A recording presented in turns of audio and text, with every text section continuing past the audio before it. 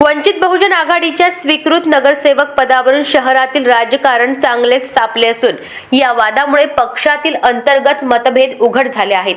संजय डागा यांची वंचितकडून स्वीकृत नगरसेवक म्हणून निवड झाल्यानंतर हा विषय चर्चेत आला आहे। वंचितकडून नगराध्यक्षपदाचे उमेदवार असलेले शेख इम्रान यांनी दावा केला आहे की पक्षाने स्वीकृत नगरसेवक पदासाठी त्यांना अधिकृत पत्र दिले होते। मात्र नगराध्यक्ष पदाच्या निवडणुकीत काही मतांनी पराभव झाल्यानंतर पक्षांतर्गत घडामोडींमुळे आपली संधी डावलण्यात आल्याचा आरोप त्यांनी केला आहे। नवनिर्वाचित नगरसेवक तस्वर खान यांनी विश्वासघात करून अप्रत्यक्षरित्या संजय डागा यांना स्वीकृत नगरसेवक बनवण्यात भूमिका बजावल्याचेही त्यांनी सांगितले। या आरोपांना उत्तर देताना गटनेते तस्वर खान यांनी सर्व आरोप फेटाळले। संजय डागा यांचा भाजपशी कोणताही संबंध नसून समाजसेवक म्हणून त्यांची निवड झाल्याचे त्यांनी स्पष्ट केले।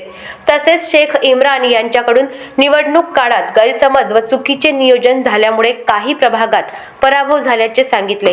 दरम्यान सोशल मीडियावर फिरत असलेल्या पत्रावर तारीख व आवक जावक क्रमांक नसल्याने त्याच्या अधिकृततेवर प्रश्नचिन्ह उपस्थित करण्यात आले आहेत। या संपूर्ण वादावर संजय डागा मात्र मौन बाळगून आहेत। आरोप प्रत्यारोपांमुळे वंचित मधील अंतर्गत कलह सध्या शहराच्या राजकारणाचा केंद्रबिंदू ठरला आहे। अशाच महत्त्वपूर्ण बातम्यांच्या अपडेटसाठी अजिंक्य भारत न्यूजच्या पेजला फॉलो करा आणि सबस्क्राइब करा।